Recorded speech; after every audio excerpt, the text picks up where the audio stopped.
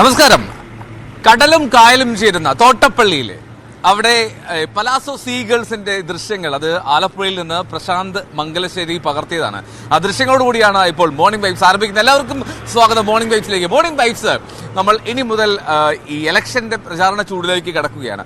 ഇന്ന് അതുകൊണ്ട് തന്നെ നമ്മൾ ആദ്യം തന്നെ തിരുവനന്തപുരത്തെ LDF സ്ഥാനാർത്ഥി പന്നിൻ രവീന്ദ്രനെ തേടിയെത്തിയിരിക്കുകയാണ്. ഇത് EJ ഫ്രാൻസിസ് സ്മാരകം ജോയിന്റ് കൗൺസിൽ സംസ്ഥാന കമ്മിറ്റി ഓഫീസാണ്. ഇവിടെയാണ് അദ്ദേഹം താമസിക്കുന്നത്. ഈ ഓഫീസിൽ, ഈ സംസ്ഥാന കമ്മിറ്റി ഓഫീസിനുള്ളിൽ ചെറിയൊരു മുറിയുണ്ട്. അവിടെയാണ് അദ്ദേഹത്തിന്റെ താമസം. നമുക്ക് നേരിട്ട് അങ്ങോട്ടേക്ക് തന്നെ കയറാം. ഇവിടെ ഇതിനുള്ളിൽ രാവിലെ പ്രചാരണത്തിന് ഇറങ്ങാനുള്ള തയ്യാറെടുപ്പുകളായിരുന്നു. അദ്ദേഹം റെഡിയാവുകയായിരുന്നു. ഇത് വളരെ ചുരുങ്ങിയ ആളുകൾ മാത്രം താമസിക്കുന്ന ഒരു സ്ഥലമാണ്. അപ്പോൾ ഇവിടെയാണ് അദ്ദേഹത്തിന്റെ താമസ സ്ഥലം. അദ്ദേഹം റെഡി ആയിട്ടുണ്ടെന്ന് കരുതാം. സഖാവേ, ഗുഡ് മോർണിംഗ്. ഗുഡ് മോർണിംഗ്, നമസ്കാരം. അപ്പൊ ഇതാണ് സഖാവിന്റെ താമസ സ്ഥലം അല്ലേ? ഇത് എത്ര നാള് ഇവിടെ താമസമൊക്കെ ആരംഭിച്ചിട്ട്? ഇവിടെ താമസം ആരംഭിച്ചിട്ട് ഇപ്പൊ ഒരു 6-7 മാസമായി. 7 മാസമല്ല കൂടുതലായിട്ടുണ്ടാവും. നമ്മുടെ പാർട്ടി ഓഫീസിന്റെ റിനിവേഷൻ വന്നല്ലോ. അപ്പൊ പിന്നെ അവിടെ നിന്ന് ഒഴിയാതെ അറിയില്ലല്ലോ, ഇതെല്ലാം പൊളിക്കല്ലേ. അപ്പൊ ഒരു അഭയം. അപ്പൊ ഇവര് പറഞ്ഞ റൂം നമ്മൾ തന്നേക്കാന്ന് പറഞ്ഞു. ആ റൂം അവര് ഒരു ചെറിയ റൂം, ഒരു കട്ടിലിടാനുള്ള സൗകര്യവും ഒരു ബാത്റൂമും. അതെ, ബാത്റൂം. അത് പിന്നെ പുസ്തകങ്ങൾ വെക്കണം, പരമാവധി വെക്കണം, അത്ര തന്നെ.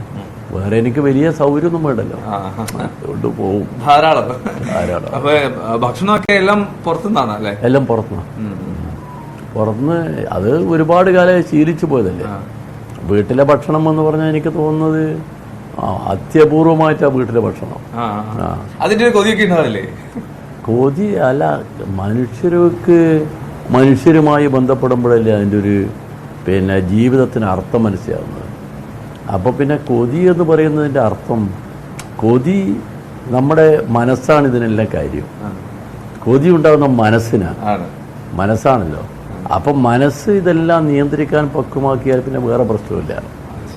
അപ്പം രാഷ്ട്രീയ പ്രവർത്തകർ എന്ന് പറഞ്ഞാൽ മനസ്സിനെയാണ് ആദ്യമായി പക്വമാക്കേണ്ടത്.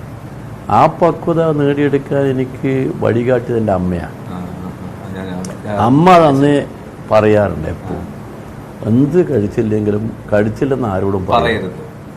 അത് നമ്മുടെ ഒരു അന്തസ്സാണ്. ഇത് കുടുംബത്തിൻ്റെ അന്തസ്സാണ്. അപ്പം ആ അന്തസ്സ് രണ്ട് കാര്യമുണ്ട്. ഒന്ന്, പറയരുത് എന്ന് പറയുമ്പം മറ്റൊരാൾക്ക് നമ്മളെ ബാധ്യതയാവരുതെന്ന് കൂടിയുണ്ട്. അപ്പോൾ ഉള്ളുകൊണ്ട് ഓണം പോലെ ഒന്ന് പഴയ കാലത്ത് പറയുന്നതല്ലേ, അതുപോലെ ഒരു ഉറപ്പാണത്. നമ്മളെ ജീവിതത്തിൻ്റെ അർത്ഥം തന്നെ അതല്ലേ. ഒരു മനുഷ്യൻ ഭൂമിയിൽ ജനിച്ചാൽ അദ്ദേഹം മരിക്കുന്നവരെയുള്ള കാലം, ആ കാലത്തിനിടയ്ക്ക് ചെയ്യുന്ന ഏത് പ്രവർത്തനമായാലും അത് അവൻ്റെ അക്കൗണ്ടിൽ വരും. അത് നല്ലതാണെങ്കിൽ നല്ലതായി വരും, ചീത്തയാണെങ്കിൽ ചീത്ത വരും. മഹാനായ ഷേക്സ്പിയർ പറഞ്ഞിട്ടുണ്ട്, ഒരാളെ നിങ്ങൾ തീരുമാനിക്കുന്നത് അദ്ദേഹത്തിൻ്റെ പേരിൽ നിങ്ങളൊരു പേരെഴുതിയിട്ട് ഒരു 100 നമ്പർ ഇട്ടൊരു ഗ്രാഫ് തയ്യാറാക്കുക. ഗ്രാഫിൽ ഓരോ നന്മയും അത് ടിക്ക് ചെയ്യുക, തിന്മയാണെങ്കിൽ മൈനസ് ഇടുക. ഏതാണോ കൂടുതൽ അതാണ് അദ്ദേഹത്തിന് അടക്കുന്നത്. ഞാൻ അത്രയും നോക്കലില്ല, ഞാൻ പരമാവധി നന്മയുടെ വഴിയിലേക്ക് പോകാൻ വേണ്ടി ശ്രമിക്കാറാണ് പതിവ്. സ്വന്തം ഗ്രാഫ് വിലയിരുത്തുന്നത് എങ്ങനെയാണ്? അത് ഗ്രാഫ് ഞാൻ ഓരോ കാര്യത്തെക്കുറിച്ചും ഒരു സ്വയം വിമർശനവും അതുപോലെ വിലയിരുത്തൽ നടത്തി. ഇപ്പം താങ്കളുമായി ഞാൻ സംസാരിച്ചു, എന്തെങ്കിലും കാര്യത്തിൽ തെറ്റിപ്പോയി, സംസാരിച്ച് തെറ്റി വാക്കൽ, അത് ഞാനന്ന് രാത്രി ഓർക്കും. ഞാൻ അദ്ദേഹത്തോട് ഒരു തെറ്റ് പറഞ്ഞിരിക്കുന്നു. ആ തെറ്റിന് അടുത്ത ദിവസം ഞാൻ ക്ഷമ ചോദിച്ച് എനിക്ക് മനസ്സ് നേരെയാണ്. അത് ഒരു ജീവിതമാണ് ഇതെല്ലാം. കാരണം ഓരോരുത്തരെയും അവരവരുടെ സ്റ്റാറ്റസ് അനുസരിച്ച് നമ്മൾ കണക്കിലെടുക്കണം. മനുഷ്യർ ഓരോരുത്തരെന്ന് പറഞ്ഞാൽ ഓരോരുത്തർക്കും വ്യക്തിത്വമുണ്ട്.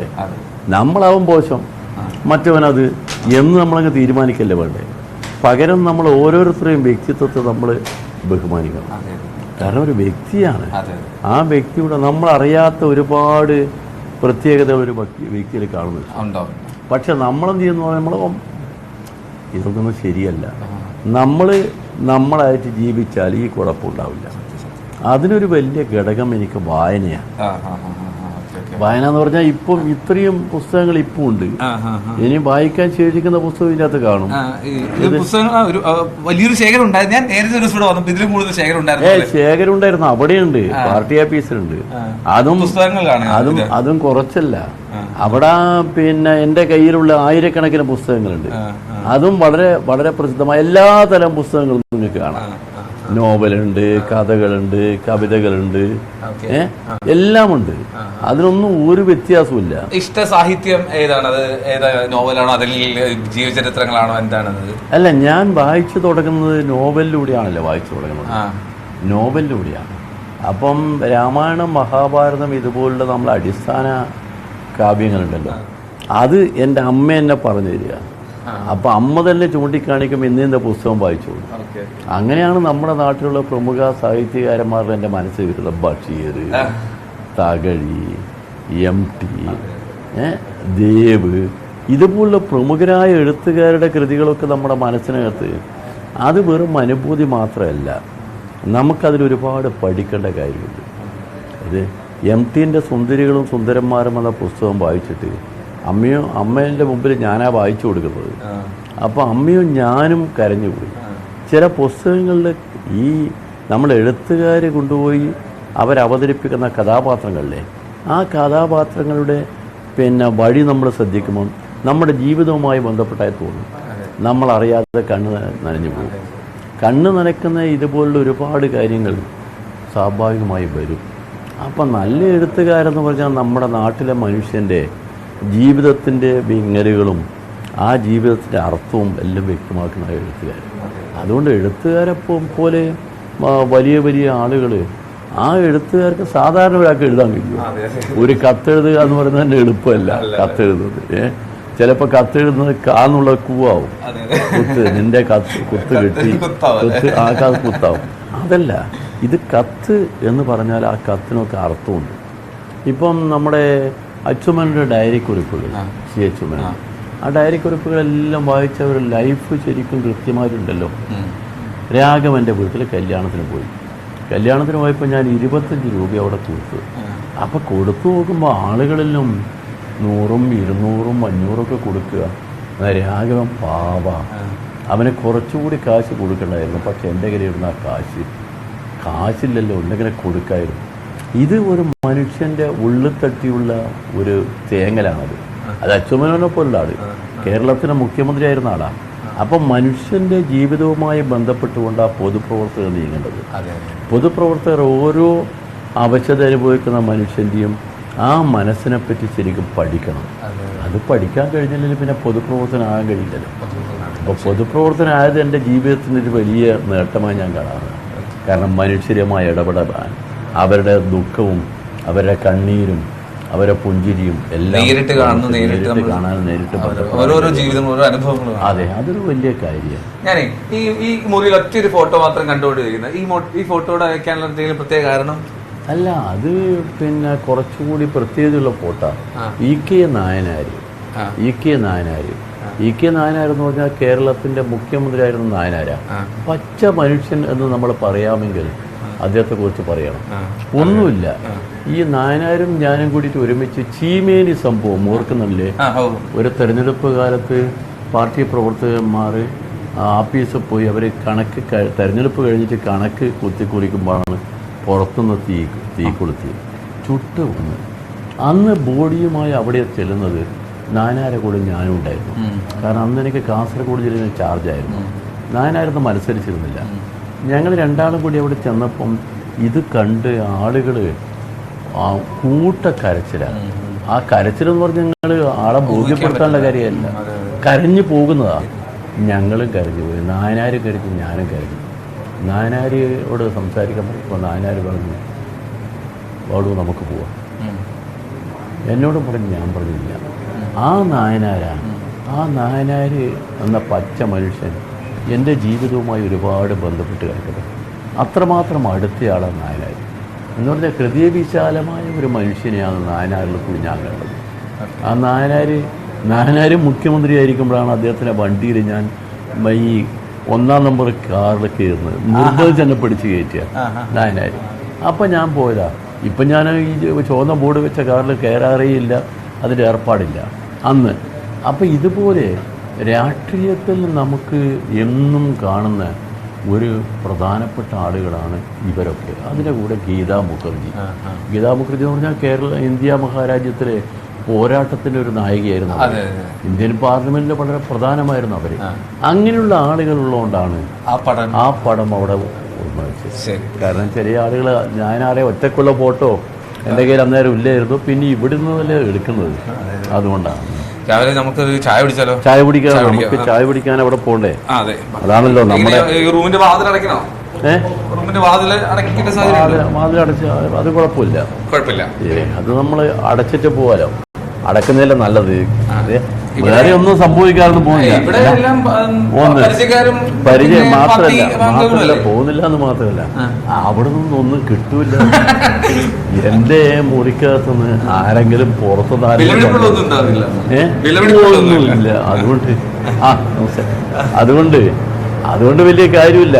അവർക്ക് നട്ടക്കച്ചവടായിരിക്കും. സമയം നട്ടൊന്നുമില്ലാതെ പിന്നെ വേറെ എന്തായാലും. തെരഞ്ഞെടുപ്പിന്റെ ഒരു ചൂടിലേക്കൊക്കെ വന്നല്ലോ, എന്താ ഒരു പ്രതീക്ഷയൊക്കെ? ജനങ്ങൾ സ്ഥാനാർത്ഥി മുന്നിൽ നിൽക്കുന്നതുകൊണ്ട് സൗഹൃദം എന്നുള്ളതൊന്നുമല്ല, അദ്ദേഹത്തിന് എത്രയോ വർഷങ്ങളായിട്ട് സൗഹൃദമുണ്ട്.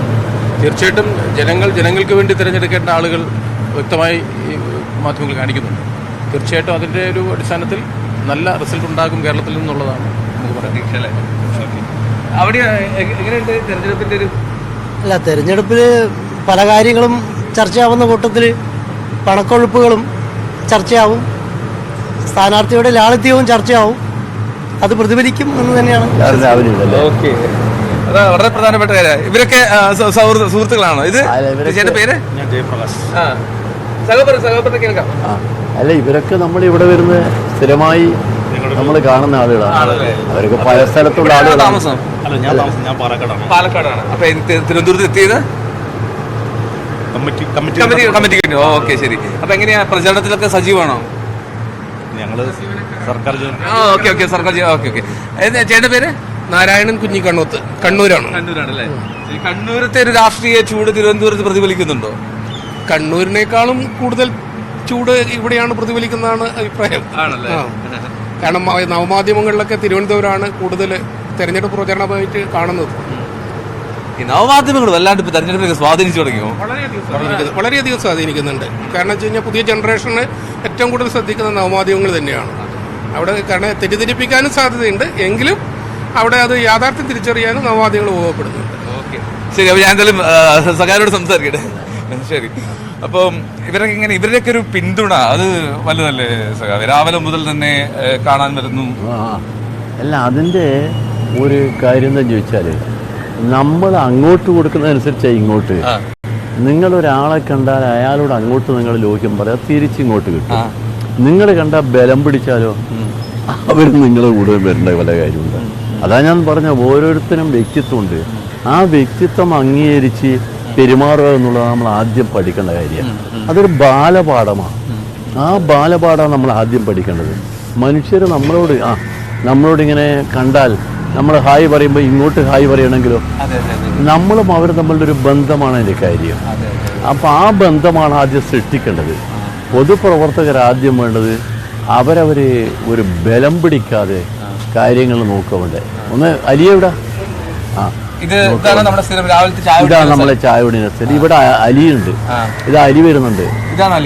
അലി പിന്നെ ബംഗാളുകാരനാ, പക്ഷെ എന്റെ അടുത്ത സുഹൃത്താ. മലയാളം അറിയോ അലിക്ക്? കുറച്ച് മലയാളം അറിയോ? അറിയില്ല. കോമ്രേഡിനെ പരിചയപ്പെട്ടിരുന്നു. എത്ര നാളായി പരിചയം? कितने साल से जानते हो कॉमरेड को? अभी इधर 7 महीने से काम कर रहे हैं. 7 महीने से. हाँ. अच्छा. रोज दिन आता है? हाँ. चाय पीने के लिए? हाँ. നല്ല പയ്യനാ. അപ്പൊ ഇവിടെ വന്നപ്പോൾ നമ്മൾ ഒരു മലയാളി ഇതാ വേറൊരുത്തനതാ. ഇതൊക്കെ ഈ കുട്ടികളൊക്കെ നമ്മൾ ഇവിടുത്തെ നമ്മളുമായിട്ട് ഇടപഴകി നിൽക്കുന്ന കുട്ടികളാണ്. അവർക്കറിയാം. പിന്നെ നമ്മൾ വരുമ്പോൾ നമ്മൾ എന്താ വേണ്ടതെന്ന് അറിയാം. എന്റെ ചായ ഇവർക്ക് എനിക്ക് ഒരു മധുരം കുറച്ച്. അതെന്താ വേണ്ടേ? എന്താ എനിക്കെന്തോ എന്താ അവിടെ മൂന്ന് ചായ പൊടി, മീഡിയം ചായ 3. നിങ്ങൾക്ക് ചായ വേണോ? 3. ഓക്കെ. അപ്പം ശരി. അപ്പൊ ഇതാണ് അത്. ആ ചായ അല്ലേ? ആദ്യം പാത്രവായന. അതെ. അത് എന്നിട്ട് നേരെ നടന്നിറങ്ങി ചായ കുടിക്കും. അപ്പൊ ചായ കുടിച്ചതിന് ശേഷം പിന്നെ ചായ ആളുകളൊരു ബന്ധപ്പെട്ട് പിന്നെ ഓഫീസിൽ പോയി, അല്ല മുറിയിൽ പോയിട്ട് അവിടുന്ന് പിന്നെ ഒരുപാട് ഫോണ് വിളി, രാവിലത്തെ ഫോണ് വിളിയും അത് എന്തെങ്കിലും അടിയന്തരമായ മെസ്സേജ് ഉണ്ടെങ്കിൽ അത് നോക്കണല്ലോ. അപ്പം ആ ഫോണ് വിളി ആദ്യം തുടങ്ങുന്നത് എൻ്റെ ഭാര്യനെ ആദ്യം ഒന്ന് വിളിക്കും. അതാണ് ഫസ്റ്റ്, ഭാര്യനെ വിളിക്കും. പിന്നെ അതിനുശേഷം പിന്നെ അത്യാവശ്യമുള്ള വിളികൾ മുഴുവൻ നടക്കും. കാരണം നമ്മളിങ്ങനെ ഒരു പിന്നെ എൻ്റെ ഭാര്യ എന്ന് പറയുന്നത് അവിടെ ഒറ്റയ്ക്ക് താമസിക്കല്ലേ. അപ്പം അവൾക്ക് എൻ്റെ കാര്യങ്ങൾ അറിയാൻ വേണ്ടി ഒരു ആകാംക്ഷ കാണില്ല. രാവിലെ ഫോൺ കിട്ടിയില്ലെങ്കിൽ അപ്പം അങ്ങനെ ഒരു ഫോൺ വിളി അതോടുകൂടി തുടങ്ങും. അപ്പം അങ്ങനെ പിന്നെ നമ്മളെ പരിപാടി എന്ന് പറയുന്നത് നമ്മളെ പ്രവർത്തനത്തിൻ്റെ വഴിയിലേക്ക് അത് പിന്നെ ഓരോന്നിനനുസരിച്ചും അങ്ങനെ ഉണ്ടാവും. നമസ്തേ, കുറച്ച് ദിവസമായാലും കാണാതെ. എല്ലാവരും തിരിഞ്ഞു നോക്കുമ്പോൾ പരിചയക്കാരായിരിക്കുമല്ലോ അല്ലേ? ലെമൺ ടീ ആണോ രാവിലെ? ലെമൺ ടീ അതിനെന്താ കാര്യം എന്ന് പറഞ്ഞാൽ അത് ലെമൺ ടീ ആണ് എനിക്ക് രാവിലെ ഒന്ന് ഇഷ്ടമായി വന്നത്. അതുകൊണ്ട് മധുരം ഇടില്ലേ? ലെമൺ ടീ കഴിക്കുമ്പോൾ മധുരം ഇടും, അല്ലാത്ത ഞാൻ ബ്ലാക്ക് ടീ കഴിക്കുമ്പോൾ മധുരം ഇടില്ല. ഷുഗറിൻ്റെ ഒരു കുഴപ്പമൊന്നും എനിക്കില്ല, ഒന്നുമില്ല. പിന്നെ ഇങ്ങനെ നമസ്കാരം. ഇതെന്താന്ന് നമ്മൾ കുറച്ച് സ്ഥലം ഏറ്റുമുട്ടിയിട്ട് അത് കുഴപ്പമില്ല. ഇങ്ങനെ പരിചയക്കാര് രാവിലെ ഇവിടുത്തെ കുറേ വർത്താനൊക്കെ ഉണ്ടാവുമല്ലോ എല്ലാ ദിവസവും രാവിലെ. അതെ, അത് നമുക്ക് രാവിലെ പറയുന്നത് പറഞ്ഞാൽ അതല്ലേ സൗഹൃദ സംഭാഷണം എന്ന് പറയുന്നത്. ഈ സൗഹൃദ സംഭാഷണങ്ങളിൽ കൂടി ഒരു അസാധാരണമായ ബന്ധം വളർത്തിയെടുക്കല്ലേ നമ്മള്. രാവിലെ എന്തായി കഴിക്കുന്നത്? ഓ അത് ശരി, ആ പ്രാവിന്റെ ഭക്ഷണം. അത് അത് നല്ല. അതെ അല്ല ആര് ആണോ? പിന്നെ രാവിലെ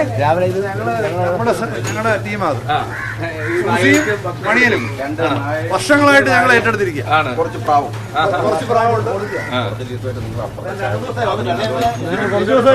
ഓക്കെ. അപ്പൊ പ്രാവുകൾക്ക് നായകൾക്കൊക്കെ ഭക്ഷണം കൊടുക്കുന്ന ഒരു പരിപാടി ഉണ്ടല്ലേ രാവിലെ തന്നെ? അവിടെ ഞങ്ങള് കോർപ്പറേഷൻ പിടിച്ചോണ്ട് പോയി എന്നെ തിരിച്ച് ബെൽറ്റ് ഇട്ട് പ്രസ് ക്ലബിന്റെ ബെൽറ്റ് ഇട്ട് ഇവിടെ തിരിച്ചുണ്ടാക്കി.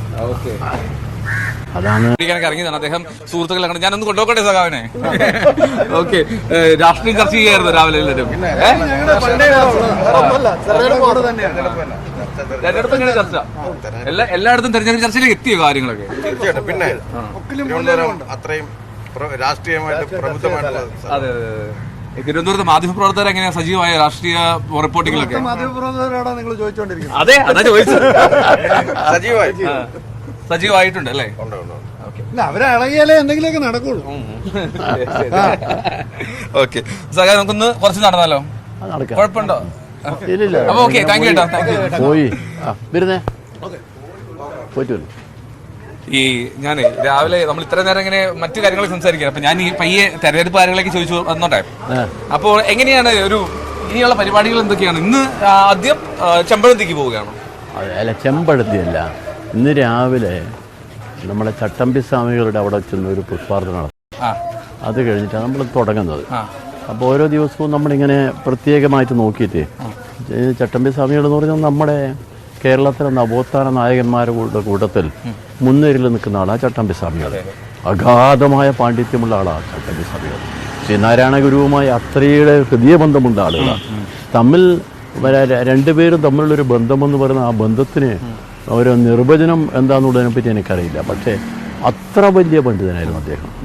അത് ഗുരു വളരെ കൃത്യമായി അതെല്ലാം തന്നെ ഗുരു ഉൾക്കൊള്ളുകയും തമ്മിൽ പല കാര്യങ്ങളും ചർച്ച നടത്തുകയും ചെയ്യും. പക്ഷേ തമ്മിൽ ഒരിക്കലും അകന്നു പോയിട്ടില്ല. അതൊക്കെയല്ലേ പ്രശ്നം.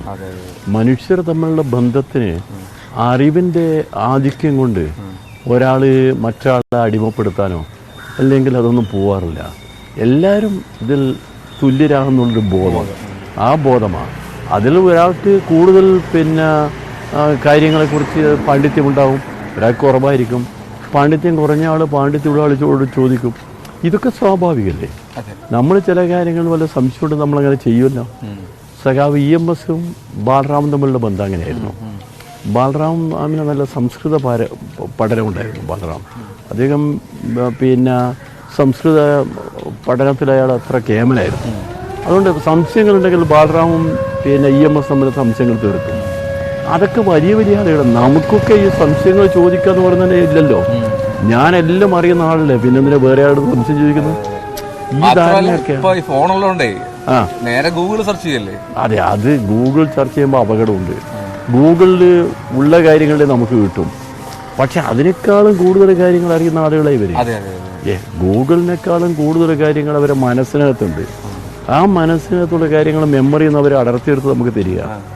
അതല്ലേ ഇപ്പം EMS എന്ന് പറഞ്ഞാൽ കേരള രാഷ്ട്രീയത്തിൽ EMSൻ്റെ ഒരു സാന്നിധ്യമില്ലാത്തതിൻ്റെ ഒരു ദുരിതം പലപ്പോഴും നമ്മൾ അനുഭവിക്കരുത്. ഇപ്പോൾ കേരളത്തിൽ ഓരോ ദിവസവും രാവിലെ അന്ന് എന്താ രാഷ്ട്രീയ ചർച്ച തീരുമാനിക്കുന്നൊരു പ്രധാനപ്പെട്ട കണ്ണി EMSൻ്റെ വാക്കുകളാണ്. EMS അത്രമാത്രം ഇത് വായിച്ച്, അന്നത്തെ പത്രവാർത്ത വായിച്ച് രാഷ്ട്രീയ വിശകലനം നടത്തി വെളുപ്പിന് അദ്ദേഹത്തിൻ്റെ അഭിപ്രായങ്ങൾ പറയല്ലേ. അങ്ങനെ പറയുന്ന അഭിപ്രായം ഒരിക്കലും റോങ് ആയിപ്പോയിട്ടില്ലല്ലോ. അവസാനം EMS പറഞ്ഞെടുത്ത് എത്തിക്കുന്നില്ല. അത് മാർക്സിസത്തിൻ്റെ അഗാധമായ ജ്ഞാനവും പിന്നെ ഈ ഇത്രയും കാലത്തെ പ്രവർത്തന പരിചയം മാത്രമല്ല. EMSനെ കുറിച്ച് പറയുമ്പോൾ നിങ്ങൾ അന്നത്തെ കാലത്ത് പൂണൂല് പൊട്ടിച്ചെറിഞ്ഞ് വന്ന 21 പിന്നെ പ്രവർത്തകന്മാരുടെ കൂട്ടത്തിൽ നമ്പൂരി സമുദായത്തിന് അന്നത്തെ വിപ്ലവം അത് ശരിയായ എത്ര കാലം മുമ്പ്. അതൊരു ചെറിയതല്ല. സാമൂഹ്യ വ്യവസ്ഥയിൽ നമുക്ക് ആലോചിക്കാൻ പറ്റാത്ത അന്ന് ബ്രാഹ്മണ ആധിപത്യത്തിൻ്റെ കാലത്ത് ഇതൊക്കെ നടക്കുന്നത്. അങ്ങനെയുള്ളൊരു വിപ്ലവകാരിയായി EMS. അവസാനം വരെ അദ്ദേഹം ഒന്നുമില്ല, എല്ലാ കാശും എഴുതി ആഫീസിലേക്ക് അയച്ചു കൊടുക്കും. അത്ര മാത്രം പാർട്ടിയെ സ്നേഹിച്ച, പാർട്ടിയെ മനസ്സിൽ കൊണ്ടുനടന്ന, ജീവിതവും പാർട്ടിയും കൂടി യോജിപ്പിച്ച് കൊണ്ടുപോയ ഒരാൾ വേറെ ഇല്ല. അതൊക്കെ ഓരോ ആളുകളെയും നിങ്ങൾ പഠിക്കുമ്പോൾ അത്രമാത്രം പഠിക്കാനുണ്ട്. ഇപ്പോൾ AKG നിങ്ങൾ നോക്കിക്കോ. AKG കേരളത്തിലെ കമ്മ്യൂണിസ്റ്റ് പാർട്ടി രൂപീകരണം പ്രഖ്യാപിക്കുന്നതിന് മുമ്പ് ആദ്യമായി മലബാറിൽ, അന്ന് ബ്രിട്ടീഷ് മലബാറിൽ അവിടുത്തെ കൃഷിക്കാരുടെ വിഷയത്തിൽ അവർ പട്ടിണി ജാഥ നടത്താൻ തീരുമാനിക്കുന്നത്. ഇന്ന് കമ്മ്യൂണിസ്റ്റ് പാർട്ടി രൂപീകരിച്ചില്ല, 36ലാണ്, 39ലാണ് കമ്മ്യൂണിസ്റ്റ് പാർട്ടി രൂപീകരിക്കുന്നത്. ആ 37ലാണ് പിന്നെ കമ്മ്യൂണിസ്റ്റ് പാർട്ടി രൂപീകരിക്കേണ്ട കാര്യങ്ങൾ കോഴിക്കോട് നിന്ന് ആലോചിക്കുന്ന പോലും. കാരണം കോൺഗ്രസ് സോഷ്യലിസ്റ്റ് പാർട്ടിയിലെ ഇവരെല്ലാവരും ഉണ്ടായിരുന്നത്. അപ്പം അന്ന് ഒരു പട്ടിണി ജാഥ മദുരാശിയിലേക്ക് പോലെ അന്ന് എവിടെയാ പാർട്ടി ഘടകങ്ങളൊന്നുമില്ല. AKG തീരുമാനിക്കുന്നത് കൃഷ്ണപിള്ള. ആ ജാഥ പോയില്ലേ, ആ ജാഥ ചരിത്രത്തിൽ പ്രധാന ജാഥയല്ലേ AKGൻ്റെ. AKG ഒരു ധീരനായ ഒരു നേതാവല്ലേ. അത് പാവങ്ങളുടെ പടത്തരം എന്ന് പറഞ്ഞാൽ ആ വാക്കിന് ഏറ്റവും യോജിച്ച ആളാണ് AKG. അങ്ങനെ എത്ര ആളുകൾ അവരൊക്കെ അവരെ ജീവിതത്തിൽ പിന്നെ വരച്ച് കാണിച്ച ഒരുപാട് പഴയ കാലത്തെ ഭാഗമില്ലേ. അതൊക്കെ നമ്മുടെ മനസ്സിനകത്ത് ഇടയ്ക്കിടെ കടന്നു വന്നാൽ ഈ വരുന്ന ഒരുപാട് സംഘർഷങ്ങൾക്കും പരിഹാരം ഉണ്ടാവുമെന്ന് എനിക്ക് തോന്നുന്നത്. ശരി, ഓക്കെ. അപ്പോൾ നമ്മൾ ഈ തെരഞ്ഞെടുപ്പിൽ ഈ പറയുന്ന പോലെ ഇപ്പോൾ നമ്മൾ ഈ സാമുദായിക വ്യവസ്ഥയെ കാര്യം പറഞ്ഞുകൊണ്ട് ചോദിക്കുകയാണ്. തിരുവനന്തപുരം മണ്ഡലത്തിനും ഒരു പ്രത്യേകതയില്ലേ, സാമുദായിക വോട്ടുകൾ പിന്നെ അത്തരത്തിലുള്ള ചർച്ചകളൊക്കെ ഒരുപാട് നടക്കുന്ന ഒരു മണ്ഡലമല്ലേ രാഷ്ട്രീയമായിട്ടുള്ള ചരിത്രം നോക്കുമ്പോൾ തിരുവനന്തപുരത്തിന്. അപ്പോൾ അതിനെയൊക്കെ എങ്ങനെയാണ് LDF നോക്കിക്കാണുന്നത്? അല്ല, എനിക്ക് തോന്നിയത് ആ പറയുന്നത് പലതും ഒരു ധാരണയുടെ പുറത്ത് പറയുന്നതാണെന്ന് എനിക്ക് തോന്നിയത്. കാരണം തിരുവനന്തപുരം മണ്ഡലം സാമുദായിക പരിഗണന കൊണ്ട് മാത്രം സ്വീകരിക്കുന്ന ഒരു മണ്ഡലമെന്ന് എനിക്ക് തോന്നുന്നില്ല. കാരണം ഞാൻ 2005 മത്സരിച്ചപ്പോൾ അന്ന് ഞാൻ തിരുവനന്തപുരത്തുകാരനല്ല, ഞാൻ കണ്ണൂർക്കാരനാണെന്ന് എല്ലാവർക്കും അറിയാം. വരത്തൻ എന്നായിരുന്നു എനിക്കെതിരായിട്ട് പറഞ്ഞത്. വരത്തൻ എന്ന് പറഞ്ഞാൽ മറ്റൊരു സ്ഥലത്ത് കയറി വന്നിട്ട് നിൽക്കുന്ന ഒരാൾ വരത്തൻ. ആ വരത്തൻ മാത്രമല്ല, എന്നെപ്പറ്റി എന്തൊക്കെയാ പറഞ്ഞ് ഒരു വലിയ നേതാവ് പിന്നെ ഇവിടെ നെയ്യാറ്റിൻകരയിൽ പോയി ഒരു മീറ്റിംഗ് പ്രസംഗിച്ചത് അവൻ ചോവനാണെന്ന് ചില ആളുകൾ പറയുന്നുണ്ട്. ഞാൻ ചോവരുടെ കൂട്ടത്തിൽ അന്വേഷിച്ച് നോക്കുമ്പോൾ അങ്ങനെ ഒരാളേ ഇല്ല, വല്ല വാണിയനോ മറ്റായിരിക്കും എന്നൊക്കെ ചർച്ച. ഞാൻ എൻ്റെ ജാതിയോ മതമോ ആരോടും പറയാനും പോക്കില്ല, അതൊരു ചർച്ചയാറുമില്ല. എനിക്കത് വിഷയമേ അല്ല. എല്ലാ സമുദായക്കാരുമായും ഒരേ തരത്തിൽ ഉള്ള ബന്ധമാണ്, അത് വലിപ്പ ചെറുപ്പമില്ലാതെ. അപ്പോൾ എന്നെ അങ്ങനെ കണ്ടതാണെങ്കിൽ ഞാൻ ചോദിക്കട്ടെ, 2005 അന്ന് 74,000-ലധികം ബോട്ടിന് ഭൂരിപക്ഷം ഇവിടെ ഉണ്ടായിരുന്നു. അതിൽ ഏറ്റവും കൂടുതൽ ബോട്ടൊന്ന് കിട്ടുകയും ചെയ്തു. അപ്പം അത് വല്ല ജാതി മതം നോക്കിയിട്ടാണോ? ഇതൊക്കെ ഒരു പൊതുവെ പഴയ കാലത്തെ മനസ്സിൽ പതിഞ്ഞു പോയ ചില കാര്യങ്ങളിലെ അത് വീണ്ടും വീണ്ടും ആവർത്തിച്ച് പറയുന്നത് മാത്രമേ ഉള്ളൂ. അതിൽ കൂടുതലൊന്നും ഒന്നുമില്ല, എനിക്ക് തോന്നിയിട്ടില്ല. ഇനി ഇപ്പോ ഈ പറഞ്ഞ ഈ നമ്മുടെ ഇവിടുത്തെ മണ്ഡലത്തിൽ ഇപ്പൊ ഒരു 3 പ്രധാനപ്പെട്ട മുന്നണികളാണല്ലോ മത്സരിക്കുന്നത്. അപ്പോൾ കൂടെ മത്സരിക്കുന്ന എതിർ സ്ഥാനാർത്ഥികളെ ഒരു സ്ഥാനാർത്ഥി എന്ന നിലയിൽ എങ്ങനെ വിലയിരുത്തുന്നത്? സ്ഥാനാർത്ഥി എന്ന രീതിയിൽ ആ 2 സ്ഥാനാർത്ഥികളെയും എനിക്ക് ഇപ്പം രാജീവ് ചന്ദ്രശേഖരൻ്റെ അടുത്താണ് ഞാൻ അറിയുന്നത്. നേരത്തെ എനിക്ക് നേരിട്ട് പരിചയമില്ലായിരുന്നു. അപ്പോൾ അദ്ദേഹം പറയുന്നു ഒരിക്കൽ നമ്മൾ കണ്ടിന്യൂ എന്ന് അദ്ദേഹം നേരിട്ട് കണ്ടപ്പോൾ അദ്ദേഹം പറഞ്ഞു ഒരിക്കൽ ഞാൻ മുമ്പ് കണ്ടിട്ടുണ്ട്. ചിലപ്പോൾ കണ്ടു കാണും, എനിക്കത് അത്ര ഓർമ്മയിലില്ല. പിന്നെ ഒന്നാമത് ഈ മന്ത്രിമാരുടെ അടുത്ത് പോയിട്ട് അവരെടുത്ത് പിന്നെ പോകേണ്ട കാര്യമൊന്നും എനിക്കില്ല. MP ആയിരിക്കും പോകണം. MP ആയിരിക്കും മന്ത്രിമാരുടെ അടുത്ത് പോയിട്ട് മണിയടിക്കാൻ പിന്നെ പോലും ഞാൻ ശീലിച്ചിട്ടുണ്ട്. കാരണം എന്ന് പറഞ്ഞാൽ മന്ത്രിമാർ മനസ്സ് വെച്ചാൽ ചില കാര്യങ്ങൾ നടക്കും, അതിനാ മണിയടിക്കുന്നത്. എൻ്റെ കാര്യമല്ല, ജനങ്ങൾക്ക് വേണ്ടി. അങ്ങനെ തിരുവനന്തപുരത്ത് മന്ത്രിമാർ മണിയടിച്ചിട്ട് പല കാര്യങ്ങളും നടന്നിട്ടുണ്ട്. കഴിഞ്ഞ ദിവസം ഞാൻ അവർക്ക് നേരത്തെ താങ്കൾ പറഞ്ഞില്ലേ, ചെമ്പഴന്തി എന്ന് പറയുന്നത് ശ്രീനാരായണ ഗുരു ആദ്യമായി പ്രതിഷ്ഠ നടത്തിയ സ്ഥലം. അത് കേരളത്തിലെ ജനങ്ങളുടെ എല്ലാം ഹൃദയത്തിലുള്ളൊരു സ്ഥലമാണ്. ആ സ്ഥലത്തേക്ക് പോകാനുള്ള റോഡ്, അപ്പോൾ ഞാനൊരു ദിവസം പോയപ്പോൾ റോഡ് വളരെ മോശമായ റോഡ്. അപ്പോൾ ഞാൻ ഡൽഹിയിലെത്തിയിട്ട് TR ബാലു ആണ് മന്ത്രി. ബാലുവായിട്ട് ഇങ്ങനെ സംസാരിക്കുമ്പോൾ ഒരു ദിവസം നമ്മൾ യാത്രയിൽ ബാലു ഞാനും കൂടി ഡൽഹിയിലേക്ക് പോകുന്നത്, ചെന്നൈ ഡൽഹിയാണ്. നമ്മൾ രണ്ടാളും എക്സിക്യൂട്ടീവ് ക്ലാസ്സിൽ അടുത്തെടുത്താണ്. അപ്പോൾ ബാലുവോട് ഇങ്ങനെ സംസാരിച്ചുകൊണ്ടിരിക്കുമ്പോൾ ഞാൻ പറഞ്ഞു എനിക്കൊരു സഹായം വേണമല്ലോ. അപ്പോൾ എന്താ? ഞാൻ പറഞ്ഞ സെൻട്രൽ റോഡ് ഫണ്ടില്ലേ, ആ റോഡ് ഫണ്ടിൽ നിന്ന് കുറച്ച് കാശ് എനിക്ക് തരണം. ആകെ ഒരു വർഷം, അന്ന് ഒരു വർഷം 2 കോടി അന്നുള്ളൂ. 3 വർഷത്തേക്ക് 6 കോടിയാണ് എനിക്ക് ആകെ കിട്ടുന്ന കാശ്. അപ്പോൾ എനിക്കൊരു റോഡിൻ്റെ കാര്യം, എന്ത് റോഡ്? നമ്മുടെ സെൻട്രൽ റോഡ് ഫണ്ട് CRF. അപ്പോൾ എന്നോട് പറഞ്ഞ് പിന്നെ എന്താണെന്ന് ചോദിച്ചു. ഞാൻ ഈ വിവരം പറഞ്ഞു കൊടുത്തു. ഞാൻ പറഞ്ഞ ശ്രീനാരായണ ഗുരുവിനെ പറ്റി പരിചയപ്പെടുത്തി കൊടുത്തു. മഹാത്മാഗാന്ധി ഇങ്ങോട്ട് വന്ന് കണ്ടത്, ടാഗോർ ഇവിടെ വന്ന് കണ്ടത്, വിവേകാനന്ദ സ്വാമി അദ്ദേഹത്തിൻ്റെ മഹത്വത്തെക്കുറിച്ച് ഡോക്ടർ പൽപ്പുവായി സംസാരിച്ചത്, ഇതെല്ലാം പറഞ്ഞു കേട്ടതിന് ശേഷം എന്നോട് പറഞ്ഞ് 15 ഒരു കാര്യം ചെയ്യും, അതൊന്ന് എഴുതിയിട്ട് ഇങ്ങോട്ട് കൊണ്ടാ, ഞാനൊന്ന് പരിശോധിക്കട്ടെ. ഇതുപോലുള്ള ഒരാളാണ്, മഹാനാണെന്നുള്ള എനിക്ക് അറിയില്ലായിരുന്നു. ഒരു കാര്യം ചെയ്യും, എന്നെ കൊണ്ട് സഹായിക്കാമെന്ന് പറഞ്ഞു. 10 കോടി രൂപയാണ് തന്നെ. ഒരു MP ഫണ്ടിൽ ഒരു വർഷം കിട്ടുന്ന 2 കോടിയാണ്. ആ 3 വർഷം കൂടി എനിക്ക് 3 വർഷവും 4 മാസം എൻ്റെ ആകെ കാലാവധി എനിക്ക് കിട്ടേണ്ടത് 6 കോടിയാണ്. ഇതൊരൊറ്റ റോഡിന് വേണ്ടി 10 കോടി. അപ്പോൾ എന്നോട് ചോദിച്ചു എന്ത് വേണം? ഞാൻ ഒരു 25 crore വേണം പറയലാന്ന് പറഞ്ഞാൽ അവസാനം 10 കോടി തന്നു. 10 കോടി കൊണ്ട് നെയ്യാറ്റക്കരയിൽ നിന്ന് ഈ പറയുന്ന അരുവിപ്പുറം പോയി നെയ്യാർ ഡാം വരെയുള്ള റോഡ് ടൂറിസ്റ്റുകൾക്കും അതുപോലെ പിന്നെ ശ്രീനാരായണ ഗുരു കാണാൻ വേണ്ടി പോകുന്ന ഭക്തജനങ്ങൾക്കും പറ്റിയ റോഡ്. ആ റോഡ് ഇപ്പവും കുഴപ്പമില്ല, റബ്ബറൈസ്ഡ് റോഡാണ് ആ റോഡ്. എന്ന് പറഞ്ഞാൽ നമ്മൾ പോയി കുറച്ച് ഒരാളെടുത്ത് സംസാരിച്ചതോട് നമുക്കൊരു നഷ്ടവും വരാൻ പോകുന്നില്ല. എന്തിനാ? നമ്മളൊരു ഉദ്ദേശത്തോടു കൂടിയാണ്. ഈ തിരുവനന്തപുരം എന്ന് പറയുന്ന കേരളത്തിൻ്റെ തലസ്ഥാനം, ഈ തലസ്ഥാനത്തിന് ഡെവലപ്മെൻറ്റ്, അതാണല്ലോ നമ്മളെല്ലാം പറയല്. വെറും പറഞ്ഞാൽ മാത്രം പോരല്ലോ, അത് നടപ്പിലാക്കാൻ വേണ്ടി പറ്റുന്ന ആളുകൾ, ഒരു ജനപ്രതിനിധി എന്ന് പറഞ്ഞാൽ അദ്ദേഹം ഉദ്ദേശിച്ചാൽ പലതും നടക്കുമെന്നുള്ളതിൻ്റെ ഉദാഹരണമാണ് ഞാൻ പറഞ്ഞത്. അതുപോലെ തന്നെ ഈ തിരുവനന്തപുരം വിമാനത്താവളമില്ലേ, ആ വിമാനത്താവളത്തിൽ നിങ്ങൾക്കറിയാം എയർക്രാഫ്റ്റ് മെയിൻ്റെനൻസ് യൂണിറ്റ് 100 കോടിയാണ്. അതും നമുക്കൊരു തരത്തിലും കിട്ടാൻ അർഹതയില്ല. ഇന്ത്യയിലെ 3ാമത്തെ അത്. ഈ എയർക്രാഫ്റ്റ് മെയിൻ്റെനൻസ് യൂണിറ്റ് എൻ്റെ മനസ്സിലുമില്ല. ഇവിടെ ആരും അത് പറഞ്ഞില്ല. സാധാരണ ഇതുമാതിരി കാര്യങ്ങൾ നമ്മളോട് പറയുന്നവരാ, റെസിഡൻസ് അസോസിയേഷൻകാരൊക്കെ വന്നിട്ട് പറയും ഇന്നത് വേണം, ഇത് വേണം, യാത്രക്കാർ ഇതെല്ലാം പറയും. പക്ഷെ ആരും എന്നോട് പറഞ്ഞിട്ടുമില്ല, എനിക്ക് പിടിയുമില്ല. അപ്പം ഞാനിങ്ങനെ പിന്നെ അന്ന് ഈ സെൻട്രൽ സിവിൽ ഏവിയേഷൻ മന്ത്രി പ്രഫുൽ പട്ടേൽ ഫുട്ബോളറാണ്. അപ്പം ഞാനും ഫുട്ബോളറാണ്. അയാൾ അസോസിയേഷൻ്റെ അഖിലേന്ത്യാ ജനറൽ സെക്രട്ടറിയാണ്.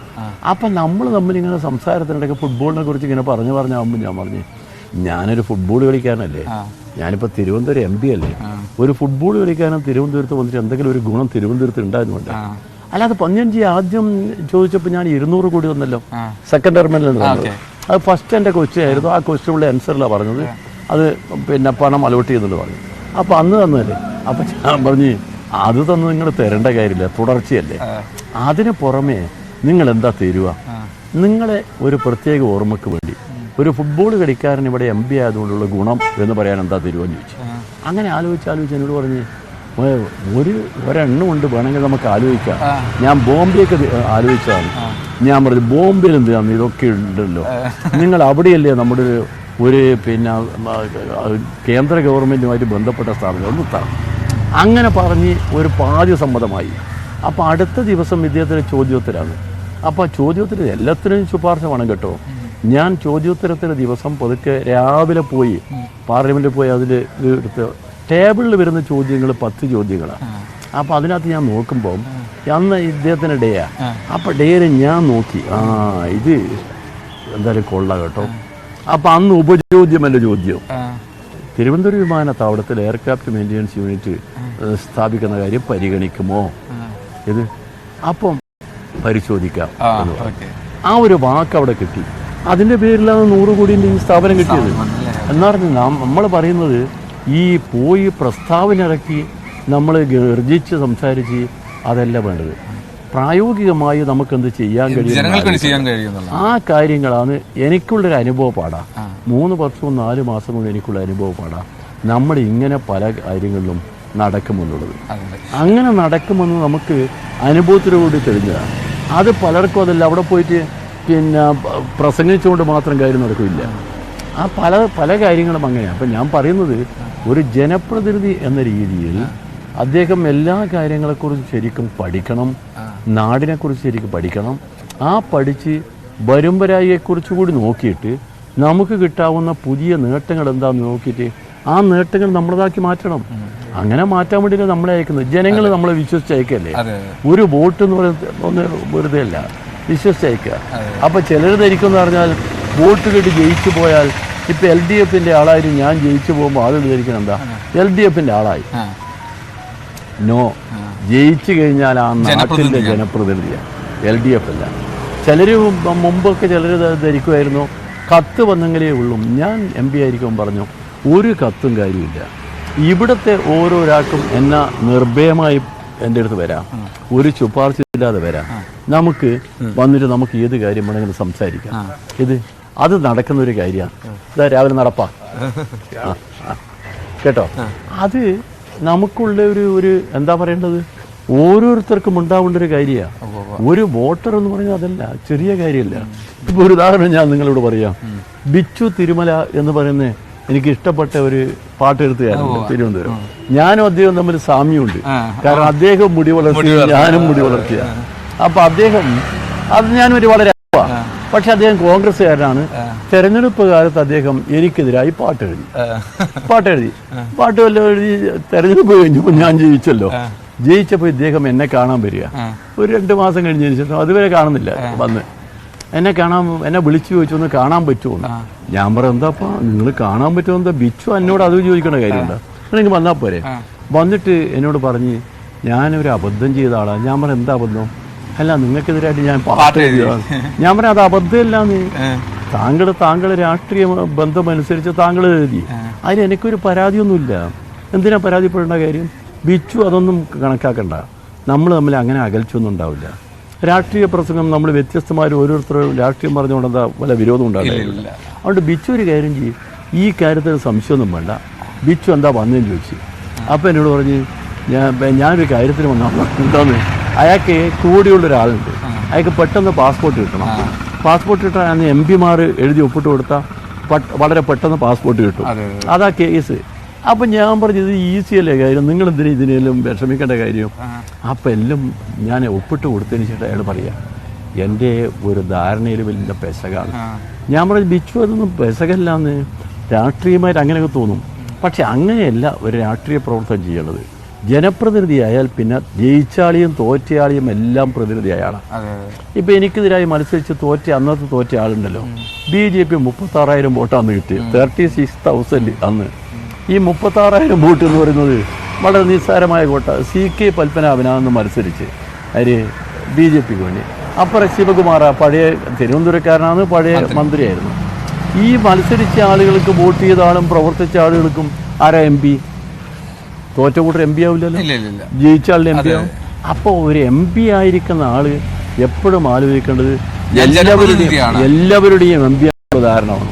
അദ്ദേഹം LDFന്റെ എം പി ആണോ, UDFന്റെ എം പി ആണോ, അല്ലെങ്കിൽ വേറെ വല്ല പാർട്ടിയോടാണോ എന്ന് ആലോചിക്കരുത്. ഇപ്പോഴത്തെ MPയെ പറ്റിയാണ് പറഞ്ഞു വന്നത്. ഞാൻ ചോദിച്ചത് നിലവിലുള്ള സ്ഥാനാർത്ഥികളെ പറ്റിയായിരുന്നു ആദ്യം. അല്ല, സ്ഥാനാർത്ഥികളെ കുറിച്ച് ദയവായി ചോദിക്കരുത്. വേണ്ട. ഞാനതിൽ തെരഞ്ഞെടുപ്പിൽ പൊതുവിൽ കാണിക്കുന്ന ഞാൻ കാണിക്കുന്ന ഒരു എത്തിക്സ്, ഈ സ്ഥാനാർത്ഥികളെ കുറിച്ചുള്ള ഒരു എതിർ സ്ഥാനാർത്ഥിയെ കുറിച്ചുള്ള ഒരു പരാമർശത്തിൽ ഞാനില്ല. കാരണം എന്താ പറഞ്ഞാൽ ഓരോ സ്ഥാനാർത്ഥിയെക്കുറിച്ചും തീരുമാനിക്കേണ്ടത് ജനങ്ങളാണ്. ജനങ്ങൾ തീരുമാനിക്കേണ്ടതിനെ കുറിച്ച് നമ്മൾ തമ്മിൽ പരസ്പര വിമർശനമില്ല. നമ്മൾ 3 പേര് ഇപ്പം കണ്ടല്ലോ, 3 പേരും നമ്മൾ ലോക്യം പറഞ്ഞ് ശശി തരൂരിനെ ഇന്നലെയും കണ്ടിരുന്നു, കഴിഞ്ഞ ദിവസവും കണ്ടിരുന്നു. കണ്ട് ലോക്യം പറഞ്ഞ് ഞാൻ പറഞ്ഞതല്ലേ ചന്ദ്രശേഖരൻ അങ്ങനെയല്ലേ കാണുന്നത്. അപ്പോൾ എല്ലാവരെയും കാണും, എല്ലാവരും സംസാരിക്കും. പക്ഷേ ആ സ്ഥാനാർത്ഥികളെക്കുറിച്ചുള്ള വിമർശനം എന്ന് പറയുന്നത് സ്ഥാനാർത്ഥികൾ നടത്തുന്നത് അധാർമികമാണ് എന്നാണ് ഞാൻ വിശ്വസിക്കുന്നത്. അതുകൊണ്ട് ഞാൻ നടത്താറില്ല. അപ്പോൾ ശശി തരൂരിൻ്റെ പ്രവർത്തനം ജനമെല്ലാം തീരുമാനിക്കണ്ടേ, ജനം തീരുമാനിച്ചോട്ടെ. ഞാൻ അതിനെക്കുറിച്ച് ഒരു വാക്കും പറയുന്നില്ല. ശരി. അപ്പോൾ ഈ ഏറ്റവും ഒടുവിൽ ഈ തിരുവനന്തപുരം മണ്ഡലത്തിൽ നിന്നും ജയിച്ച ഒരു LDF സ്ഥാനാർത്ഥി താങ്കളായിരുന്നല്ലോ. അതെ. അതിനുശേഷം ഇപ്പോൾ തുടർച്ചയായിട്ട് UDFന്റെ കയ്യിൽ തന്നെയാണ് അത്. BJPയും ഒരു ശക്തമായിട്ടുള്ള ഒരു മുന്നണിയായിട്ട് തിരുവനന്തപുരം മണ്ഡലത്തിൽ അവരെങ്കിലും കണക്കാക്കുന്നുണ്ട്, A+ മണ്ഡലമായിട്ട് കണക്കാക്കുന്നുണ്ട്. അപ്പോൾ ആ ഒരു സാഹചര്യത്തിൽ വീണ്ടും ഒരംഗത്തിന് ഇറങ്ങുമ്പോൾ പ്രതീക്ഷ എന്താണ് സഖാവിന്? പ്രതീക്ഷ തിരുവനന്തപുരത്തിൻ്റെ മനസ്സ് ഒരു ജാതി മത വർഗീയ പരിഗണനയോട് ഒത്തുനിൽക്കുന്ന മനസ്സല്ല. തിരുവനന്തപുരത്തെ മനസ്സ് ഉയർന്ന മാനസിക ഘടനയുള്ളൊരു സ്ഥലമാണ് തിരുവനന്തപുരം. നിങ്ങൾ അങ്ങനെ ഏതെങ്കിലും ജാതിയോ മതമോ കൊണ്ടുപോകുന്നൊരു സ്ഥലമല്ല. കേരളത്തിൻ്റെ പൊതു മനസ്സും അത് തന്നെയാണ്. തിരുവനന്തപുരത്തിന് അങ്ങനെ പറയാൻ കാരണം എന്ന് പറഞ്ഞാൽ ഞാൻ നേരത്തെ പറഞ്ഞ നവോത്ഥാന നായകന്മാരുടെ കാൽപ്പാടുകൾ പതിഞ്ഞൊരു നാടായി ഈ നാട്. ശ്രീനാരായണ ഗുരു, ചട്ടമ്പി സ്വാമികൾ, അയ്യങ്കാളിൻ്റെ വില്ലുവണ്ടി സമരം എവിടെയായിരുന്നു? അയ്യങ്കാളി, വക്കം അബ്ദുൽ ഖാദർ മൗലവി, പൊയ്കല അയ്യ വൈകുണ്ഠസ്വാമി, ഇങ്ങനെ നമ്മളെ നാട്ടിലെ നവോത്ഥാന പ്രസ്ഥാനത്തിൻ്റെ മുൻനിര നേതാക്കന്മാർ അവരുടെ പാദസ്പർശമേറ്റ നാടായി ഈ നാട്. ഇവിടെ ഒരിക്കലും ഏതെങ്കിലും മതത്തിൻ്റെയോ ജാതിയുടെയോ പരിഗണന ഒരിക്കലും ജനം സ്വീകരിക്കില്ല. അതുകൊണ്ട് ഇവിടെ ഈ കേരളത്തിൽ ഒരു മതാധിഷ്ഠിതമായ ഒരു പ്രസ്ഥാനത്തിന് കേരളത്തിൽ വേരുണ്ടാവില്ല. അത് കേരളത്തിൻ്റെ ഒരു പ്രത്യേകതയാണ്, ഈ മനസ്സാണ്. കാരണം നമ്മൾ ദൈവത്തിൻ്റെ സ്വന്തം നാടാണല്ലോ. ദൈവത്തിൻ്റെ സ്വന്തം നാട്ടിലെ എല്ലാ പ്രജകളും ഒരുപോലെയാണല്ലോ. മാവേലി നാട് വാണകാലം മനുഷ്യരെല്ലാവരും ഒന്നുപോലെ എന്ന് പറഞ്ഞ പോലെ കേരളത്തെ എല്ലാവരും ഒരുമിച്ചാണ്. ഇന്നലെ എവിടെ പോയല്ലോ? ഇന്നലെ ഒരു ഇഫ്താർ പാർട്ടിക്ക് പോയി, ഞങ്ങളൊക്കെ ഉണ്ടായിരുന്നു. അവിടെ വന്നിരിക്കുന്ന ആളുകൾ ഏതെങ്കിലും മുസൽമാന്മാരാണോ വന്നത്? അല്ല, എല്ലാ സമുദായക്കാരും വന്നു. കാരണം എന്താ പറയുക, ഇതൊക്കെ നമ്മുടെ നാട്ടിലൊരു നന്മയാണ്. ആ നന്മയുള്ള നാട്ടിൽ ഒരിക്കലും മതമോ ജാതിയോ ഈ നാട്ടിൽ ജയിക്കില്ല. പ്രത്യേകിച്ച് BJPക്ക് ഇവിടെ നിറഞ്ഞു കളിക്കാൻ പറ്റില്ല. ഇപ്പം അടുത്ത നാളിൽ ഞാൻ നിങ്ങളോട് പറയാം, നിങ്ങൾ ശ്രദ്ധിച്ചൊന്നും എനിക്കറിയാം, 2 ഉപതെരഞ്ഞെടുപ്പ് നടന്നു. ഒന്ന് നടന്ന ഈ കോർപ്പറേഷനില്ല. BJP 25 വർഷമായി സ്വന്തമാക്കി വെച്ച ഒരു വാർഡാണ് നമ്മൾ പിടിച്ചെടുത്തത്. ഇതേ മണ്ഡലത്തിൽപ്പെട്ടതാണ് ഒറ്റശേഖര മണ്ഡലം. അവിടെ 20 വർഷമായി BJP സ്വന്തമാക്കി വെച്ച കൊത്തക വാർഡാണ് പിടിച്ചെടുത്തത്. എന്താ അതിൻ്റെ അർത്ഥം? BJPയുടെ വോട്ട് ഇങ്ങനെ മാറി മാറി വന്ന് ചിലർ പറയുന്നതെന്ന് പറഞ്ഞാൽ ഈ തിരുവനന്തപുരം എന്ന് പറയുന്ന ഈ സ്ഥലമുണ്ടല്ലോ, ഈ സ്ഥലത്ത് കഴിഞ്ഞ പാർലമെൻറ്റിൽ നമ്മൾ ഇടതുപക്ഷം 3-ാം സ്ഥാനത്തായിരുന്നു, BJP ആയിരുന്നു കയറിയത്, 2-ാം സ്ഥാനത്ത് BJP എത്തിയെന്ന് ചോദിക്കും. ഇത് ചില പ്രത്യേക സന്ദർഭത്തിൽ വന്ന ഒരു കയ്യബദ്ധം മാത്രമാണ്, അതല്ലാതല്ല എന്ന് പറഞ്ഞാൽ അപ്പോഴുണ്ടാകുന്ന വികാരം അതിനെ സ്വാധീനിച്ച് കാണും എന്നാണ് എനിക്ക് തോന്നുന്നത്. അതല്ല സ്ഥിതി. ഒരിക്കൽ BJP ഇവിടെ കയറി വന്ന് ഞാൻ നല്ലോണം ഓർക്കുന്നുണ്ട്. ഞാൻ മനസ്സിച്ച് 36 താങ്കളോട് പറഞ്ഞല്ലോ, അത് ഞാൻ ഓർക്കുന്നുണ്ട്. കാരണം രാജേട്ടൻ കേന്ദ്രമന്ത്രിയാവുമെന്ന പ്രതീക്ഷയിൽ, പിന്നെ രാജേട്ടനോടുള്ള വ്യക്തിപരമായ അടുപ്പം, അതാണല്ലോ നിയമത്തും രാജേട്ടൻ ജയിച്ചു വരാന്നതിന് ഒരു ഘടകം അതായിരുന്നല്ലോ. അപ്പം ഇതൊക്കെ ചേർന്നുകൊണ്ടാണ് വന്നത്. അല്ലാതെ BJP ഇവിടെ ഒരു വലിയ വിഷയമല്ല. അപ്പൊ ഇവിടെ പ്രധാനമായും അല്ല, അത് വേറെ. അതൊക്കെ ഈ പുറത്തുനിന്ന് കാണുന്ന ഈ താങ്കൾ പറഞ്ഞ പോലെ ഈ കണക്ക് ശാസ്ത്രം മാത്രം നോക്കി പറഞ്ഞത്. റിയാലിറ്റിയും കണക്ക് ശാസ്ത്രവും തമ്മിൽ വലിയ വ്യത്യാസമുണ്ട്. ഇവിടുത്തെ റിയാലിറ്റി ഉണ്ടല്ലേ. കാരണം കഴിഞ്ഞ പാർലമെൻറ്റ് തെരഞ്ഞെടുപ്പ് നടന്നിട്ട് 5 വർഷമായി. 5 വർഷക്കാലത്തിന് ശേഷം നമ്മളെ പിന്നെ ഭാരതപ്പുഴയിൽ ഒരുപാട് വെള്ളമൊഴുകിപ്പോയി എന്ന് പറയുന്ന മാതിരി ഒരുപാട് പോയി. ഈ 5 വർഷക്കാലത്തിൻ്റെ കഥ, മുമ്പുള്ള കഥ ഇനി പറയണ്ട, ആ പറഞ്ഞിട്ട് കാര്യമില്ല. അന്നുണ്ടായ സാഹചര്യം ഞാനിവിടെ പറഞ്ഞത്. ഇപ്പോഴ് ഈ മണ്ഡലത്തിൽ നിങ്ങൾ നോക്കണം, ഇടതുപക്ഷവും അതുപോലെ UDF തമ്മിലാണ് നേരിട്ടുള്ള മത്സരം. BJP അപ്രസക്തമാണെന്ന് പറഞ്ഞാൽ വോട്ടില്ല എന്നുള്ളതല്ല, ഇതിനോട് പിന്നെ ത്രികോണ മത്സരം വരുന്നില്ല. നമ്മൾ തമ്മിലാണ്. BJP പുറകിൽ തന്നെയാണ്. അതിപ്പം BJP മാത്രം മത്സരിച്ചാൽ മതി. അതെ, BJP എന്ന് പറയുന്നത് നിങ്ങൾ ഇപ്പം പൊതുവിൽ പറയുന്ന A ക്ലാസ് മണ്ഡലം എന്ന് അവിടുന്ന് പറഞ്ഞാൽ A ക്ലാസ് അവിടുന്ന് പറഞ്ഞിരുന്ന കാര്യം ഇവിടെ ക്ലാസ് ജനമല്ലേ വോട്ട് ചെയ്യേണ്ടത്. നിങ്ങൾ ക്ലാസ് പറയുന്ന ആളല്ലല്ലോ, ജനമല്ലേ വോട്ട് ചെയ്യേണ്ടത്. അതുകൊണ്ട് BJP എന്ന് പറയുന്ന പാർട്ടിക്ക് ഈ നവോത്ഥാന പിന്നെ നേതാക്കന്മാരുടെ, നവോത്ഥാന പ്രതിഭകളുടെ പാദങ്ങൾ പതിഞ്ഞ ഈ നാട്ടിൽ BJPക്ക് രക്ഷയില്ല. നമ്പർ 1. പിന്നെ UDF നമ്മളുമാണ്. അപ്പോൾ ചില ആളുകൾ ചോദിക്കുന്നൊരു ചോദ്യമുണ്ട്, UDF നമ്മളും ഇന്ത്യ മുന്നണിയിൽ രണ്ടുപേരും ഒരുമിച്ച്. അപ്പോൾ നിങ്ങൾ രണ്ടുപേരും ഒരുമിച്ച് ആര് പോയാലും നല്ലതല്ല. പിന്നെ കോൺഗ്രസ് പോയാൽ, മുമ്പ് പറഞ്ഞതാ രാഹുൽ ഗാന്ധി ഇവിടെ മത്സരിച്ചപ്പോഴുള്ള പ്രചരണം മുഴുവൻ എന്താ പറഞ്ഞാൽ, കോൺഗ്രസ് അവിടെ വന്നാൽ നമുക്ക് കോൺഗ്രസ് അല്ലേ ഏറ്റവും കൂടുതൽ സീറ്റുള്ളൊരു പാർട്ടിയായിട്ട് വരിക. ഇടതുപക്ഷം എന്ന് പറയുന്നത് ഇവിടെ കൂടിയ 20 സീറ്റല്ലേ. എന്നാൽ ഇടതുപക്ഷമാണ് ഇന്ത്യൻ ജനങ്ങൾക്ക് അവരുടെ പ്രശ്നങ്ങൾക്ക് ആധികാരികമായി ഫൈറ്റ് ചെയ്യുന്നൊരു പ്രസ്ഥാനം ഇടതുപക്ഷമാണെന്ന് ബോധ്യമുണ്ട്. കാരണം ഞാൻ നിങ്ങളോട് പറയാം, ഇപ്പം കേരളത്തിന് നമുക്ക് കിട്ടേണ്ട 2 പ്രധാനപ്പെട്ട പ്രൊജക്റ്റ് നഷ്ടപ്പെട്ടു പോയി. ആ നഷ്ടപ്പെട്ട് എങ്ങനെയാ? നേരത്തെ UPA സർക്കാരിൻ്റെ കാലത്ത് ഞങ്ങൾ അവരെ കൂടിയുണ്ടായിരുന്നു. അന്ന് നമ്മുടെ നാട്ടിൽ സേലം ഡിവിഷൻ ഉണ്ടായല്ലോ. സേലം ഡിവിഷൻ പാലക്കാട് കൊണ്ടുപോയി 3/4 ഭാഗം വെട്ടിമുറിച്ചുണ്ടാക്കിയതാണ്. നമ്മൾ പാർലമെൻറ്റ് സമരം നടത്തി. ഞാൻ പാർലമെൻറ്റിൽ സമരം നടത്തി, അകത്ത് സമരം നടത്തിയ പ്രധാന സമരം അതായിരുന്നു. ഞങ്ങൾ അപ്പോഴാണ് ഞാൻ AKG ഒക്കെ ഓർത്ത്, AKG PKB ഒക്കെ അവിടെ സമരം നടത്തി ഓർത്താ. ഇതിനകത്ത് നമ്മൾ കുത്തിയിരുന്നിട്ട് പാർലമെൻറ്റ് സ്തംഭിപ്പിച്ച് സോണിയാജി വന്ന്, സോണിയാജിയും ഞാനും തമ്മിൽ വളരെ അടുപ്പാണ്. നമ്മൾ വന്ന് സോണിയാജി മധ്യസ്ഥം പറഞ്ഞിട്ട് പറഞ്ഞു നിങ്ങൾക്ക് സോണ് തരാൻ ഇപ്പം 3 ഡിവിഷൻ ഇല്ല, അതുകൊണ്ടൊരു കാര്യം ചെയ്യും, നിങ്ങൾക്ക് തൽക്കാലം വേറെ എന്താ വേണ്ടത് നമ്മൾ തന്നേക്കാം, കോച്ച് ഫാക്ടറി ഞാൻ തരാം എന്ന് അവർ പറഞ്ഞു. നമ്മൾ പറഞ്ഞു പോരാ, കോച്ച് ഫാക്ടറി പണ്ട് വന്നിട്ട് പഞ്ചാബ് തട്ടിക്കൊണ്ടുവരാം, അതും കോൺഗ്രസിനെ തട്ടിക്കൊണ്ടുപോയി, അവിടെ അത് പറ്റില്ല. വാശി പിടിച്ചപ്പം വാഗൻ ഫാക്ടറി തരാമെന്ന് പറഞ്ഞു. ഇവിടെ ചേർത്തല വാഗൻ ഫാക്ടറിയും പാലക്കാട്ട് കോച്ച് ഫാക്ടറി എപ്പോൾ പറഞ്ഞേ 2008. ആ 2008 ശേഷം 6 വർഷക്കാലം കേന്ദ്രം ഭരിച്ചു മൻമോഹൻ സിംഗ്, കോൺഗ്രസ്. ഇവിടെ കോച്ച് ഫാക്ടറി, എവിടെ വാഗൻ ഫാക്ടറി? കേരളത്തിലെ ഇടതുപക്ഷമാണ് ഇതിനുവേണ്ടി പോരാടുന്നത്. കേരളത്തിന് വേണ്ടി മനസ്സറിഞ്ഞ് ഹൃദയം കൊണ്ട് പോരാടുന്ന ഇടതുപക്ഷം മാത്രമാണ്. ഇവിടെ പോയി കോച്ച് ഫാക്ടറിയും വാഗൻ ഫാക്ടറിയും പറഞ്ഞ കാര്യങ്ങൾ വല്ലതും നടപ്പിലാക്കുന്നുണ്ടോ? ഇല്ലല്ലോ. അപ്പം കേരളത്തെ ഇങ്ങനെ കാണിച്ച് ആളുകളുടെ മുമ്പിൽ ബോധ്യപ്പെടുത്തുക, നമ്മൾ നിങ്ങൾക്ക് വേണ്ടി ചെയ്യുന്നുണ്ട് പറയാം, ഒരു കാര്യം നടക്കാതിരിക്കുക, അതാണ് നടത്തുന്നത്. അതുകൊണ്ട് ജനം ആലോചിക്കും, കേന്ദ്രത്തിലെത്തിയാൽ ഈ ഇനി വരുന്ന ഒരു ഇന്ത്യ മുന്നണി ഭരണാധികാരത്തിൽ വരുമ്പോൾ കോൺഗ്രസിൻ്റെ ആളുണ്ടാകുന്നതിൽ നല്ലതെന്നൊരു ചിന്ത ചെറിയ ആളുകൾ എടുത്ത് വരും. അവരോട് ഞാൻ പറഞ്ഞേക്കാം, ഇന്ത്യ മുന്നണിയിൽ തിരുത്തൽ ശക്തിയായി വരുന്ന ഇടതുപക്ഷത്തെ വിശ്വസിക്കാവുന്ന ആൾ ഇടതുപക്ഷം. നിങ്ങൾക്ക് മറ്റുള്ളവരെ വിശ്വസിക്കാൻ കഴിയില്ല. ഇടതുപക്ഷം കാലുമാറ്റത്തിൻ്റെ പക്ഷമല്ല, ഇടതുപക്ഷം കൂറുമാറ്റത്തിൻ്റെ പക്ഷമല്ല, ഇടതുപക്ഷം മനുഷ്യന്റെ കൂടെ ചേർന്ന് നിൽക്കുന്ന മനുഷ്യപക്ഷമാണ്. അതാ വ്യത്യാസം. ഇതാണോ ജനങ്ങളോട് പറയാനുള്ള? തീർച്ചയായിട്ടും. അതിലെന്താ തർക്കം?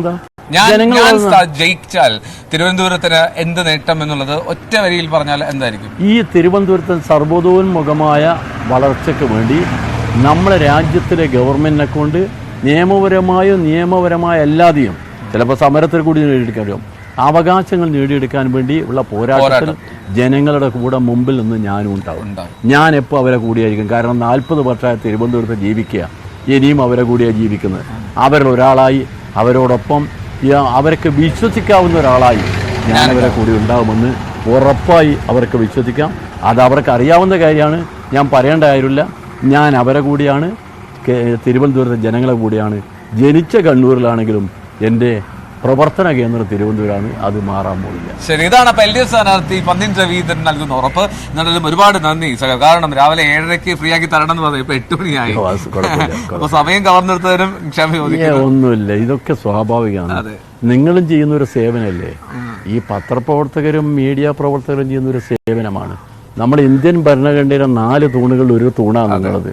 അത് ഒരിക്കലും ഞാൻ വിസ്മരിക്കില്ല. നിങ്ങൾ ചെയ്യുന്ന മുഴുവൻ നിങ്ങൾ കർമ്മ നാടിന് വേണ്ടിയാണ്. അതുകൊണ്ട് ആ കർമ്മരംഗത്ത് നിങ്ങൾ കൂടുതൽ ശക്തമായി മുന്നോട്ട് പോകട്ടെ. എല്ലാ ആശംസകളും. Thank you. ഒരുപാട് ആശംസകൾ താങ്കൾക്കും. ഓക്കെ.